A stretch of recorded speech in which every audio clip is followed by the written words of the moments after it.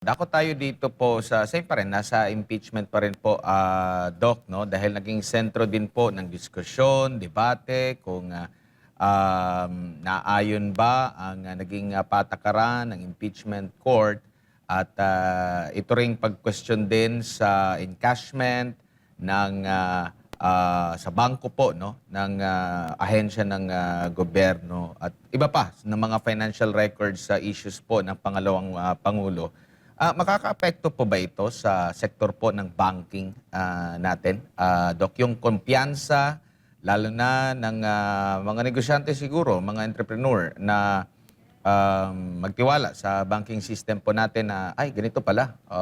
Maraming mga ganyang agam-agam po tayong naririnig dahil debate pa rin po kung pwede ba o hindi yung naging hakbang po na pagsumpi na rin at pagbusisi sa iba pang mga records po, Doc.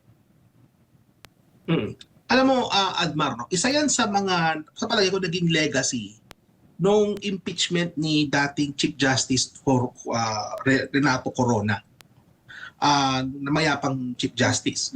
Kasi kung maalala mo, Admar, nung mga panahon na yun, wineponize ng gobyerno ni Benigno Aquino III, ni Pinoy, no? Wineponize nila ang batas, no, para mabuksan yung mga records, yung mga bank information ni dating Chief Justice Corona. And of course, nakita naman natin later on, no, after na mayapa na si dating Chief Justice, na napawalang visa ito, kumbaga parang na-absuelto siya, no, based sa mga nalaman natin later on.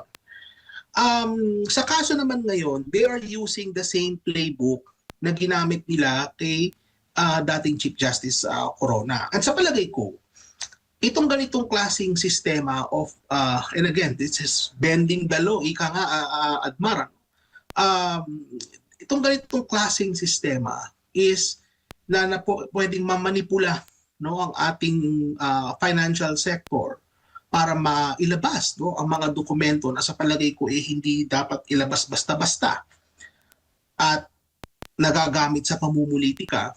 This actually sends a chilling effect not only to the banking sector itself, but also sends a chilling effect to everyone na nagre-rely sa ating banking system. Hindi lang, Admar, sa mga negosyante.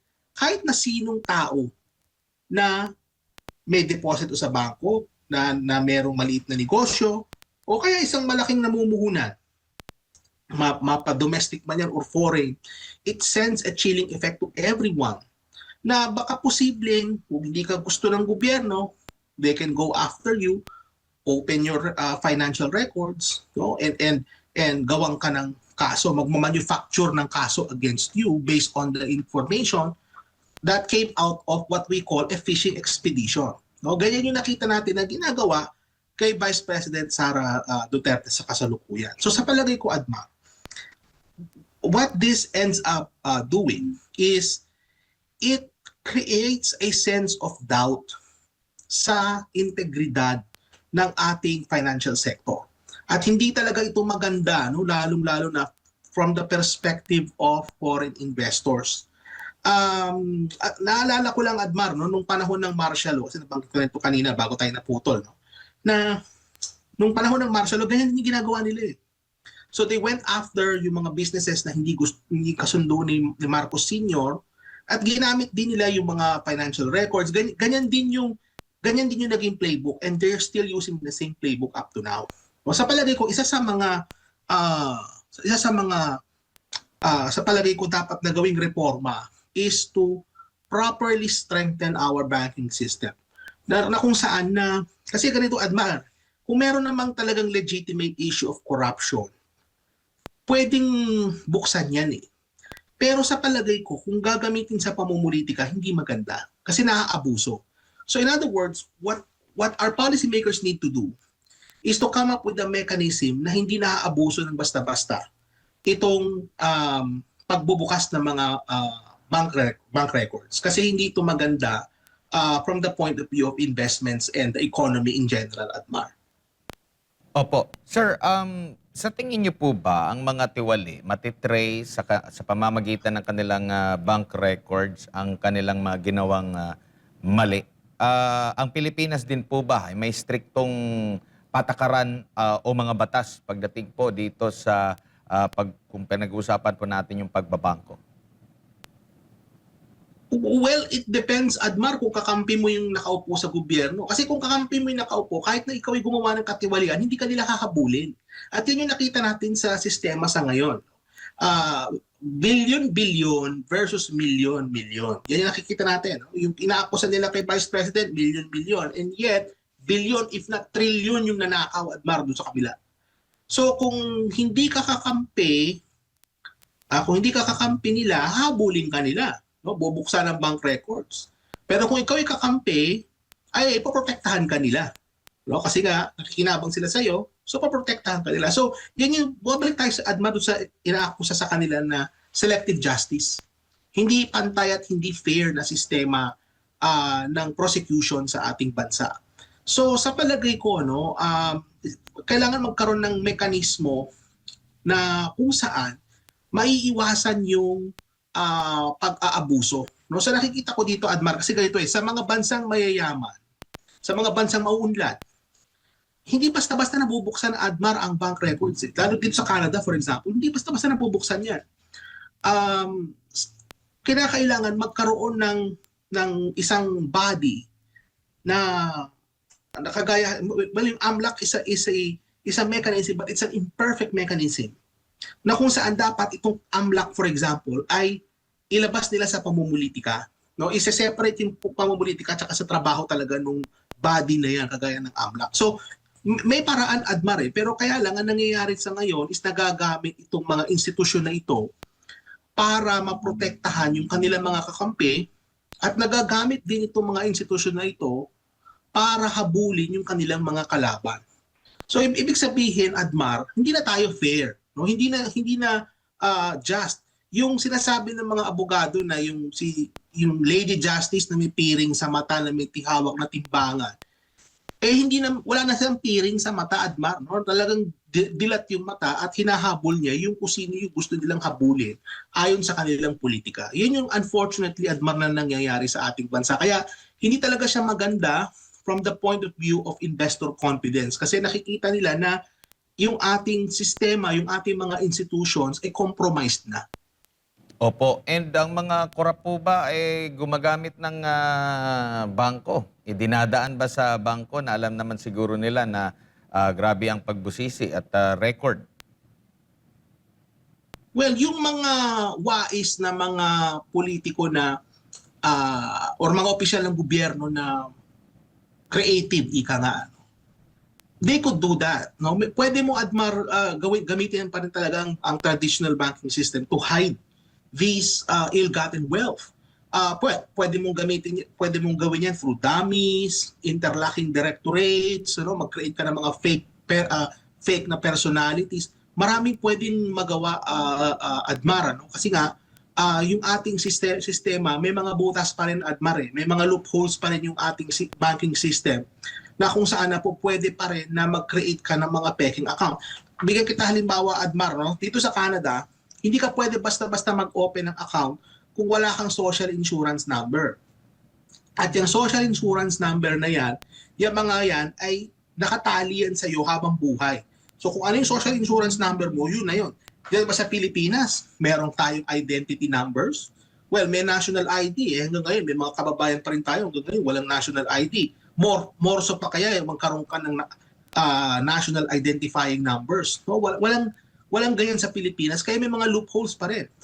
A person can create fake identities, no? Magpunta ka lang sa kung saan, magpagawa ka ng mga peking ID, magpagawa ka ng mga peking certificate, and voila, bigla ka magkaroon ngayon ng ng panibagong personalidad na pwede mag-open ng bank account at pwedeng ma-transfer dun yung mga pera. So kumbaga, Admar, kung wise, no, yung mga politiko at alam nila how to game the system at abusuhin yung mga loopholes, I think they could. But sabi ko nga kanina, it all goes back to whether or not the government really is serious in going after these people. Kasi kung kaalyado nga nila, hindi nila hahabulin yan, hindi ba? Pero yung kaaway nila, hahabulin nila. So yun yung punto dyan. So kumbaga yung paghahabol sa corrupt, Admar, it's a combination of institutions that are properly functioning and yung mga institutions na gumagana talaga, no? Ibig sabihin, perfecto yung kanyang pag-function, and kombinasyon din yan on persecuting or going after without any political color. So kung kahit anong pang politika mo, kakampi ka man o kaaway, hahabulin ka. Opo. Doc, dito po sa IPIRA na sinasabi po ng Pangulo na kanya pong pinapaamyenda, no, sa atin pong legislature, ito po ba'y mabilis, madali? Kasi yung mga nasa power industry, nagtatanong din, saan namin kukunin din yung pambayad doon sa systems laws. Kakayanin pa ba? Alanganin pa ba? Papogi lang ba? Kasi bakit hindi ito nagawa dati pa? Itong hakbang na ito, considering, naalala natin, isa sa mga talagang nagsusulong nito, ang nakakulong ngayon na si Senador Marcoleta, Doc. Diyan mo makikita, Admar, kung gaano ka-powerful yung ating mga oligarchs at kung gaano nila hawak si Pangulong Marcos Jr. Kasi itong sinabi ni Marcos Jr. about systems laws, I mean, it really makes sense. Because, I mean, and also sinasabi ni dating ni Senator Marcoleta, no, na nakakulong ngayon. Although we disagree with Marcos Jr., pero sa palagay ko, tama yun, no, about the systems laws.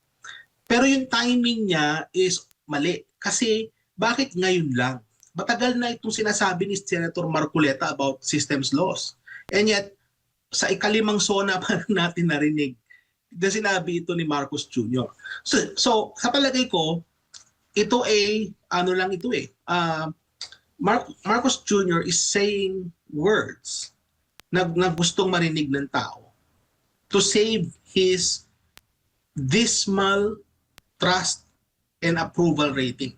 You know, he might actually go down in history, Admar, as the worst president in terms of trust and confidence ratings. No? Mas mababa pa kay Pangulong Gloria Macapagal-Arroyo. Kaya sa palagay ko, he said what he said during the SONA because it's palagay niya, these are words that people would like to hear.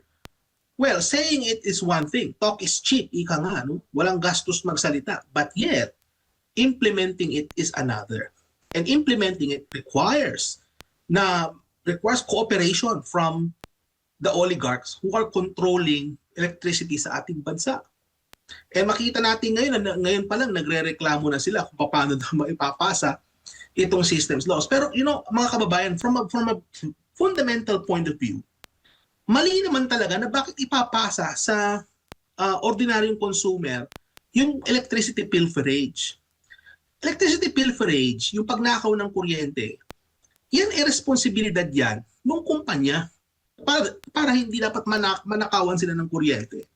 And yet, ang ginagawa ng ating mga oligarchs is they're passing that cost to the consumers. Ika nga ganito nga, Admar, may kasabihan, no? In terms of profits, our oligarchs dyan sa Pilipinas, they're using capitalism to gain profits. Pero yung losses nila, sinosocialize nila yung losses. So socialism for the losses, capitalism for the profits. Yan yung nakikita natin ngayon. Bakit socialism for the profits? Kasi nangyayari, pinaghahati-hatian ng mamamayan yung lugi ng mga oligarchs. Hindi po tama yan. O, hindi po talaga tama yan. Ngayon, one thing is saying it, kagaya ng ginawa ni Marcos Jr., but another is actually to implement. Sa palagay ko, from an economist point of view, Admar, mahihirapan silang ma-implement yan. Kasi ang ating distribution ng kuryente is privatized. If the distribution is public, kumbaga gobyerno ang may-ari ng distribution, madali yan ma-implement. Kasi gobyerno din o kaya GOCC ang nagpapatakbo. So madali. Pero pribado yan eh. So kumbaga you need to create an incentive for that private company para i-absorb nila yung systems loss. So that could go in terms of lower taxes, no? Bawasan mo yung buwis na sinisingil sa kanila, some other subsidy. Pero sa dulot, sa huli niyan, taong bayan din ang sasalo pa rin, Admar, kasi naka-privatize ang distribution natin eh. And of course, virtual monopoly, it's like a natural monopoly na iisa lang yung distributor.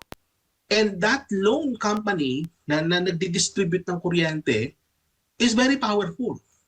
So sa palagay ko, no, from a practical point of view, mahihirapan ang ating gobyerno dyan in terms of convincing or getting cooperation from a natural monopoly to actually absorb the system's loss. Ano yan, baka umabot pa yan Admar sa Supreme Court, palagay ko, no? Pagka pinilit nila na ang company na yan ang mag-absorb ng system's loss. Bagamat maganda yung principle, pero sa palagay ko, Admar, mahihirapan talaga sila dyan sa implementation. Kasi nga, private yung humahawak niya. Now, totally different story kapag ka nag-nationalize tayo ng electricity. Alam mo, Admar, dito sa Canada, ang aming kuryente, both distribution and generation, GOCC ang may-ari, no, government-owned and controlled corporation na nagpapatakbo ng kuryente namin dito. At napakamura ng kuryente dito, Admar. On average, ang binabayaran namin dito monthly sa kaso namin. No? May bahay kami dito, nag-aircon sa summer, nag-heater sa winter, gumagamit ng kuryente, gumagana ang microwave, ang refrigerator, TV, computer. Binabayaran namin dito $60 a month lang, Admar. Just imagine $60. Kayo dyan sa Pilipinas, pinakamataas na kuryente sa buong Asia. So, sa palagay ko, kinakailangan talaga na gugulin ng oras ng ating mga policymaker on how to convince, how to incentivize these electricity distribution companies na i-absorb nila yung cost na yan. Kasi otherwise, kung mamumulitika lang sila ng mamumulitika at gugulin lang nila yung oras nila sa impeachment, nag-2028 na tayo, Admar, natitiyak ko, pag tinignan niyo po yung inyong electric bill, nakasulat pa rin doon yung systems loss. Opo, huli na lamang po, nais din po ng Presidente na taasan ang take-home pay ng mga manggagawa po, mga empleyado dahil tatasan ata yung exempted na sa pagbabayad po ng tax. Ano ang basa niyo po dito, Doc? Madali ba ito o papogi pa rin? Well, maganda yan from the point of view of the ordinary working class person. Yung middle class na sinasabi natin, yung mga namamasukan, and then pag tinignan nila yung pay stub nila, makita nila na malaki na buwis na binabayaran nila. Kapag nagbawas tayo nagpalawig tayo ng tax exempt bracket natin, at the same time liliitan din natin yung binabayarang buwis on the on the middle and upper middle income brackets natin, maganda yan. In fact, Admar, I'm advocating for a massive tax cut para sa ating mga mamamayan. Kasi I think, sa palagay ko, our people, mga Pilipino po, no, they are overtaxed. Malaking binabayaran lang buwis, and yet hindi nila nakukuha yung maayos na serbisyo from the government. No? So sa palagay ko lang, overtaxed ang tao. Now, ang issue ko dito, Admar, is maganda ito in principle. However, kailangan kasi maghanap ka sa budget kung saan mo kukunin yung binawas mo, no, doon sa buwis. Kasi sa kaso ng budget, Admar, may costing yan. Anything na polisiya ng gobyerno, anything that Marcos Jr. has said in that SONA, may cost yan, mga kababayan. Kaya yung sinabi niya na, magbabawas tayo ng buwis para sa middle class, may cost yan. The question becomes, saan ngayon kukunin ni Marcos Jr. yung ibabayad doon sa tax cut na yan? Now, alam naman natin, and I've said this many times, Admar, na walang disiplina sa paggastos ang gobyerno ni Marcos Jr. So kung magbabawas ka ng tax revenue on one hand, and yet makikita mo na ang ating spending ay lumalaki ng lumalaki kasi nga walang disiplina sa paggastos, saan mo ngayon kukunin yung difference niyan? O ang gagawin ng gobyerno dyan is mangungutang naman ng mangungutang. So sa palagay ko, medyo concerning itong mangyayari dito kasi nga kinakailangan kasi kung magbabawas ka ng tax, Admar, dapat magbabawas ka rin ng spending.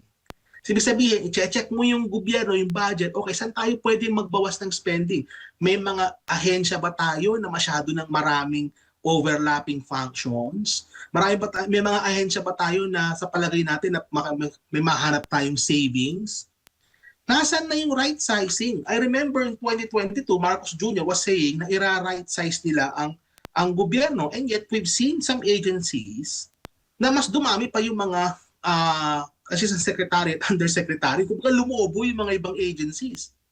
So nasaan na yung right sizing? Kasi actually maganda yung umpisa ni Marcos Jr. about the right sizing. Actually nagustuhan ko ngayon kasi kailangan talaga natin na maging efficient yung ating gobyerno.